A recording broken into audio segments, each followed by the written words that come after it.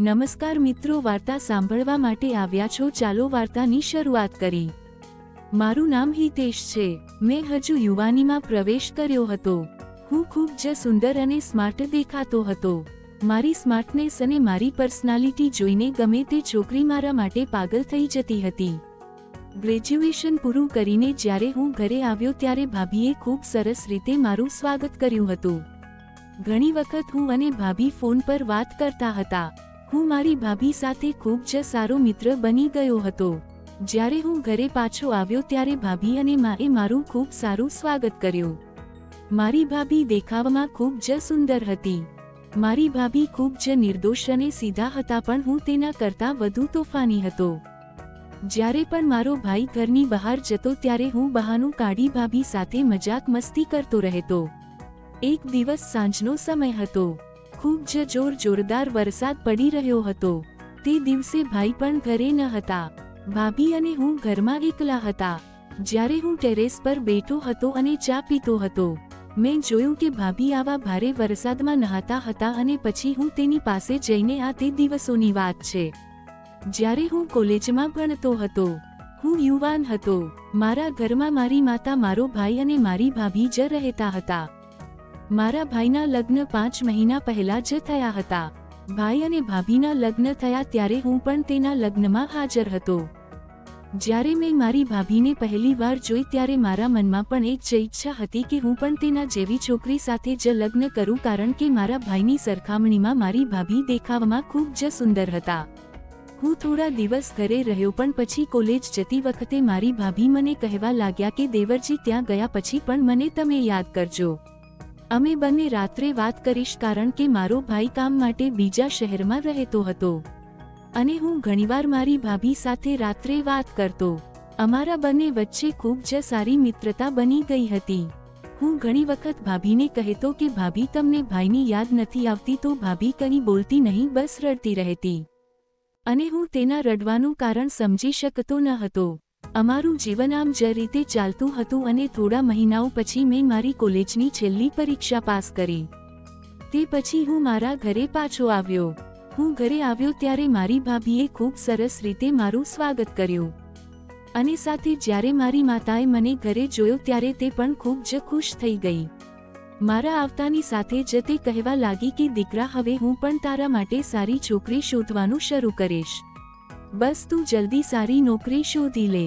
આ સાંભળતા જ મેં મારી માતાને કહ્યું કે જો તમારી છોકરી શોધવી હોય તો ભાભી જેવી જ છોકરી શોધો, તો જ હું તેની સાથે લગ્ન કરીશ। આ સાંભળીને ભાભી હસવા લાગતા પછી ભાભીએ મને ચા નાસ્તો કરાવ્યો। નાસ્તો કર્યા પછી હું મારા રૂમમાં આવ્યો અને સૂઈ ગયો હતો। ત્યારે અચાનક મારા ભાભી મારા દરવાજે આવીને ઊભા રહી તે કહેવા લાગ્યા, દેવરજી, ખરાબ ના લાગે તો જો તમારી પાસે સમય હોય તો શું તમે મને તમારી સાથે થોડા સમય માટે બજારમાં લઈ જશો? કારણ કે મારે ઘર માટે વસ્તુ ખરીદવી છે। માની તબિયત સારી નથી, તે જઈ શકશે નહીં। તમારા ભાઈ તો મોટા ભાગે કામમાં વ્યસ્ત રહે છે। આ સાંભળતા જ મારો ચહેરો ચમકી ગયો। મેં ભાભીને કહ્યું, ચિંતા ના કરો, હું થોડા સમયમાં તૈયાર થઈને આવું છું। ત્યાં સુધીમાં તમે પણ તૈયાર થઈ જાવ। થોડીવાર પછી હું નીચે આવ્યો તો જોયું કે ભાભી તૈયાર બેઠા હતા। ભાભી આજે વધુ સુંદર લાગી રહ્યા હતા। પછી અમે બજારમાં આવ્યા અને ભાભી ત્યાંથી શાકભાજી ખરીદવા લાગ્યા। થોડીવાર પછી અમે ઘરે પહોંચ્યા, પણ જ્યારે અમે ઘરે પહોંચ્યા તો આજે માં દરવાજે ઊભી હતી। તેને મારો હાથ પકડી લીધો અને મને તેના રૂમમાં લઈ ગઈ। મને લાગ્યું કે માને મારા સાથે થોડું કામ હશે, પણ જ્યારે હું માતાના રૂમમાં પ્રવેશ્યો તો માં મને કહેવા લાગી કે દીકરા, મારે તારી સાથે વાત કરવી છે। પછી માં મને કહેવા લાગી, દીકરા, તારો મોટો ભાઈ મોટા ભાગે ઘરે નથી રહેતો, જ્યારથી તેના લગ્ન થયા છે। આ સાંભળીને મેં તરત જ મારી માતાને કહ્યું કે માં, ભાઈ કામમાં વ્યસ્ત છે, આ કારણથી તેની પાસે સમય નથી। તો માતાએ મને કહ્યું કે ના ના હિતેશ, હું શું કહું છું તું જરા પણ સમજતો નથી। મને લાગે છે કે તારા ભાઈનું બીજું છોકરી સાથે અફેર છે। આ સાંભળીને હું ચોંકી ગયો અને મારા મોંમાંથી ચીસ નીકળી ગઈ। માએ કહ્યું, દીકરા, ધીમે બોલ, નહીંતર તારી ભાભી સાંભળશે। જો તેને આ વિશે ખબર પડશે તો તે ખૂબ જ ખરાબ થશે। મેં મારી માતાને કહ્યું કે માં, આ તમે કેવા પ્રકારની વાતો કરો છો? શું કોઈએ તમને કંઈક કહ્યું છે અથવા ભાઈએ તમને કંઈક કહ્યું છે? તો માતાએ મને કહેવાનું શરૂ કર્યું કે એકવાર તેને મારા ભાઈને ફોન કર્યો હતો અને તેને પાછળથી એક સ્ત્રીનો અવાજ પણ સાંભળ્યો હતો. જ્યારે તેને ભાઈને આ વિશે પૂછ્યો તો તેને બહાનું કાઢીને મામલો ટાળી દીધો હતો. મેં મારી માતાને કહ્યું કે કદાચ તે તમારું વહેમ છે. તો તે મને વારંવાર સમજાવવાનો પ્રયત્ન કરી રહી હતી. એવું કંઈ નથી, પણ મેં તેને પણ વારંવાર કહ્યું કે માં આ વાત ભાભી સામે ભૂલથી પણ ના કરતા અને ના આવવી જોઈએ, કારણ કે જો ભાભીને આ વિશે ખબર પડશે તો ભાઈ ભાભીના સંબંધમાં તિરાડ પડી શકે છે અને જ્યાં સુધી અમને સંપૂર્ણ સત્ય ખબર ન પડે ત્યાં સુધી આ વિશે કોઈને કહેવું ન જોઈએ. માએ પણ મારી વાત માની લીધી અને પછી ચૂપચાપ હું મારા રૂમમાં આવી ગયો. હું મારા રૂમમાં આવ્યો અને નહાવા માટે બાથરૂમમાં ગયો. હું પાછો આવ્યો, બહાર આવ્યો ત્યારે ભાભી મારી સામે હતા. ભાભીને જોઈને હું ચોંકી ગયો. જ્યારે હું આવીને મારી ભાભી પાસે ઊભો રહ્યો ત્યારે તે મને જોઈને કહેવા લાગ્યા કે દેવરજી, તમારા ભાઈને કોઈની ચિંતા નથી. આમ તો તે મને મળવા આવતા નથી. પણ જ્યારે મેં તેને કહ્યું કે તમે આવ્યા છો ત્યારે પણ તે મળવા આવ્યા નહીં. આ બધી વાતો સાંભળીને મને મારી માતાની વાત યાદ આવવા લાગી. હું મનમાં વિચારવા લાગ્યો કે કદાચ મારી માં જે કહેતા હતા તે સાચું હોય. પણ પછી મેં વાત ફેરવી નાખી. મારી ભાભીને બહાનું કાઢ્યું કે કદાચ તે વ્યસ્ત હશે. કોઈ વાંધો નહીં, તે કાલે ચોક્કસ આવશે. રાત્રે જમ્યા પછી હું મારા રૂમમાં આવીને સૂઈ ગયો. દિવસભરના થાકને લીધે મને ક્યારે ઊંઘ આવી ગઈ કંઈ ખબર ન હતી. પછી અચાનક રાત્રે લગભગ 1 વાગ્યે મારી આંખ ખુલી જ્યારે મેં ઘરમાં કોઈનો રડવાનો અવાજ સાંભળ્યો. જ્યારે હું રૂમમાંથી બહાર આવ્યો તો જોયું કે મારી ભાભીના રૂમમાંથી અવાજ આવી રહ્યો હતો. હું તરત જઈ રૂમ તરફ દોડ્યો અને બહાર ઊભો રહી સાંભળ્યો તો ભાભી ભાઈને સાથે વાત કરી રહ્યા હતા. તે રડતા રડતા તેને કહી રહ્યા હતા કે અમારા લગ્નને 5 મહિના થઈ ગયા છે, પણ તમારી પાસે મારા માટે ક્યારેય સમય નથી. જો તમે મને પસંદ નહોતા કરતા તો તમે મારી સાથે લગ્ન કેમ કર્યા? જ્યારે મેં આ બધી વાતો સાંભળી ત્યારે હું તરત જ મારા રૂમમાં પાછો આવ્યો. મનમાં વિચારવા લાગ્યો કે માતાજી કહે છે શું તે સાચું છે? પછી મેં વિચાર્યું કે નાના ભાઈ કામમાં વ્યસ્ત હશે, આ કારણથી આવું કરતા હશે. મારે આ બધા વિશે વધારે વિચારવું ન જોઈએ. મેં મનમાં નક્કી કર્યું કે કાલથી હું મારા ભાભીનું સારું ધ્યાન રાખીશ. સવારે હું જાગી ગયો અને સીધો કિચનમાં ગયો. જ્યારે હું ત્યાં ગયો ત્યારે ભાભી વાસણો સાફ કરી રહી હતી. તે મને કહેવા લાગ્યા, દેવરજી તમે અહીં શું કરો છો? મેં કહ્યું, ભાભી હવે જરાય ચિંતા ના કરો. કોઈ કામ હોય તો મને કહો, હું તમારું બધું કામ કરવા તૈયાર છું. આ સાંભળીને ભાભી હસવા લાગ્યા અને બોલ્યા, શું તમે મારા માટે બધું કરી શકશો? મેં પણ તરત જહા પાડી. ત્યારે ભાભીએ કહ્યું કે સમય આવશે ત્યારે કહીશ. હવે હું મારી ભાભીની આસપાસ જ હતો અને તેમને ખુશ રાખવા માટે મારાથી બનતા પ્રયત્નો કરતો હતો. એક દિવસ હું મારી ભાભીને મૂવી જોવા બહાર લઈ ગયો, જેથી તે થોડી ખુશ થાય. પણ જ્યારે અમે ઘરે આવ્યા ત્યારે જોયું કે મારો ભાઈ ઘરે હાજર હતો. ભાભી ભાઈને જોઈને ખૂબ જ ખુશ થઈ, પરંતુ જ્યારે અમે તેમની પાછળ એક છોકરી જોઈ ત્યારે અમે બંને તેને જોઈને સંપૂર્ણપણે સ્તબ્ધ થઈ ગયા. માં પણ ત્યાં બાજુમાં બેઠી હતી અને ખૂબ રડી રહી હતી. જ્યારે હું માની નજીક આવ્યો તો તેણે મને કહેવાનું શરૂ કર્યું કે દીકરા, તારા ભાઈએ બીજા લગ્ન કરી લીધા છે અને કહી રહ્યો છે કે તે આ છોકરી સાથે જીવન વિતાવવા માંગે છે. આ સાંભળીને ભાભી ચીસો પાડવા લાગ્યા અને એકદમ ગુસ્સે થઈ ગયા. તે ભાઈ સાથે ગુસ્સામાં બોલી રહ્યા હતા કે જો તમે બીજી છોકરી સાથે પ્રેમમાં હતા તો કેમ મારી જિંદગી બગાડી? છતાં ભાઈ ચૂપચાપ ઊભા હતા. મને પણ મારા ભાઈ પર ખૂબ ગુસ્સો આવ્યો. મેં કહ્યું, ભાઈ હવે તો તમારે જવાબ આપવો પડશે. આખરે તમે અમને દગો કેમ આપ્યો?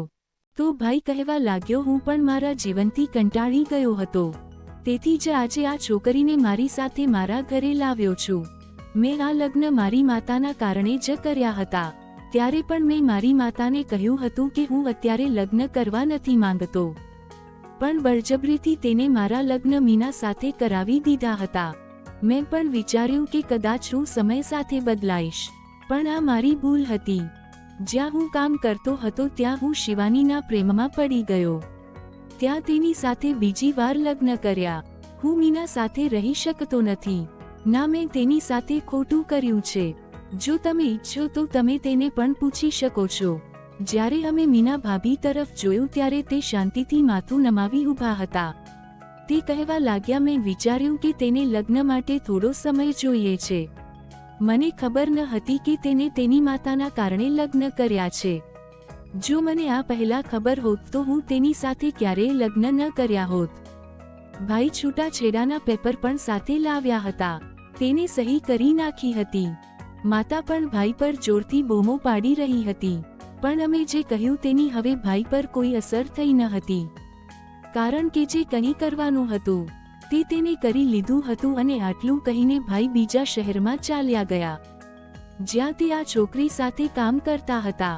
અમે ભાઈને જવાથી ખૂબ રોક્યા, પરંતુ કહેવાય છે ને કે આપણે સંબંધોને બાંધી શકતા નથી. ભાઈના ગયા પછી ભાભી ખૂબ રડવા લાગ્યા. માં અને હું ભાભીને સમજાવવાનો ખૂબ પ્રયાસ કરી રહ્યા હતા. તમારી પાસે હજુ જીવન બાકી છે, ચિંતા ના કરો. પણ ભાભી કહેવા લાગ્યા કે હવે હું ક્યાં જઈશ, ક્યાં રહીશ જ્યારે મારા પતિ હવે મારા નથી? તો માં કહેવા લાગી, દીકરી તારે ઘર છોડી ક્યાં જવું નથી. તારા માતા પિતા પણ હવે આ દુનિયામાં નથી, તેથી તું આ ઘરમાં અમારી સાથે જ રહીશ. જો મને કોઈ સારો છોકરો મળી જશે તો હું તેના તારી સાથે લગ્ન કરીશ. પણ તે અમારી વાત સાંભળવા તૈયાર ન હતા. ભાભી ચૂપચાપ રડતા રડતા પોતાના રૂમમાં ચાલ્યા ગયા હતા. માતાએ પણ મને જતા અટકાવ્યો હતો. તેણે કહ્યું કે તું તારી ભાભીને થોડો સમય આપ. હવે તેને જાતે જ આ બધામાંથી બહાર નીકળવું પડશે. આપણે ઈચ્છીએ તો પણ કશું કરી શકતા નથી. માની વાત સાંભળીને હું પણ મારા રૂમમાં આવી ગયો. હું પણ ખૂબ જ પરેશાન થઈ ગયો હતો. ભાઈએ જે ભાભી સાથે કર્યું હતું તે ખૂબ જ ખોટું હતું. પણ હવે હું મારી ભાભીને ચિંતામાં જોઈ શકતો ન હતો. આજની રાત ખૂબ જ પીડાદાયક હતી. હવે મેં મનમાં નક્કી કર્યું હતું કે હું મારી ભાભીને હંમેશા ખુશ રાખીશ. હું તેમને કોઈ સમસ્યાનો સામનો કરવા નહીં દઉં. હું મારી ભાભી સાથે ખૂબ જ હસી મજાક કરતો, પરંતુ તેની તેમના પર કોઈ અસર થતી ન હતી. એક રાતે માં તેની બહેનના ઘરે ગયા હતા. ઘરે હું અને ભાભી એકલા હતા. અચાનક વરસાદ શરૂ થઈ ગયો. હું બેઠો ચાય પીતો હતો. અચાનક ભાભી બહાર આવ્યા. પણ આજે મારે તેને મારા દિલની વાત કહેવી હતી. હું મીનાને પસંદ કરતો હતો. આજથી નહીં, પણ જ્યારે તેના લગ્ન થયા ન હતા ત્યારથી મને તે પહેલી નજરમાં જ પસંદ આવી ગઈ હતી. જ્યારે માએ તેને ભાઈ માટે પસંદ કરી હતી, તેથી હું તેને આ કહી શક્યો નહીં. તે રાતે મેં મીનાને કહ્યું, મારે તમારી સાથે લગ્ન કરવા છે. હું તમને ખૂબ પ્રેમ કરું છું. હું મારા ભાઈ જેવો જરા પણ નથી. મીનાને પણ આની સામે કોઈ વાંધો ન હતો, પણ તે કહેવા લાગી, માં નહીં માને તો. મેં કહ્યું, તમે એ વાતની ચિંતા ના કરો. તેથી ઘરે માતાની સાથે જ મેં મારી માતાને મારા લગ્નની વાત કરી. માતાને પણ લગ્ન સામે કોઈ વાંધો ન હતો. તે કહેવા લાગ્યા કે તારા ભાઈએ મીના સાથે જે કર્યું તે જોઈને મને ખૂબ દુઃખ થયું. મને લાગે છે કે ક્યાંક મારી જ ભૂલ છે, જેના કારણે મીનાનું જીવન બરબાદ થઈ ગયું છે. પરંતુ જો તેની સાથે લગ્ન કરીશ તો તેનું જીવન સુધરશે. પછી માતાએ મને કહેવાનું શરૂ કર્યું કે હું તમારા બંનેના લગ્નનું મુહૂર્ત કાલે જ કરાવું છું. આ સાંભળી મીના અને હું ખૂબ થઈ ગયા. જ્યારે મીના મારા ભાઈ સાથે લગ્ન કરવાની હતી, મને તે પહેલા દિવસથી જ પસંદ હતી. પણ મને ખબર ન હતી કે ભાગ્ય પોતે જ તેને મારી પાસે લાવશે. બીજા દિવસે મીના અને મારા લગ્ન ખૂબ જ સાદગીથી થયા. પહેલીવાર મીનાના ચહેરા પર એક અલગ જ ખુશી દેખાતી હતી. અમે બંને અમારા જીવનમાં ખૂબ ખુશ હતા. 1 વર્ષ પછી મીનાએ એક ખૂબ જ સુંદર પુત્રીને જન્મ આપ્યો, જેનું નામ મેં રીમા રાખ્યું. પણ મારા ભાઈએ પણ તેના કૃત્યની સજા મળી ગઈ હતી. તેને જે છોકરી સાથે લગ્ન કર્યા હતા તે છોકરી સારી ન હતી અને હવે ભાઈ પણ તેના કામ પર અફસોસ કરી રહ્યો હતો. તેથી જો તમે કોઈનું ખરાબ કરશો તો તમારી સાથે પણ આવું જ થશે. આવી જ વાર્તા સાંભળવા માટે ચેનલને સબસ્ક્રાઇબ કરજો મિત્રો. ધન્યવાદ.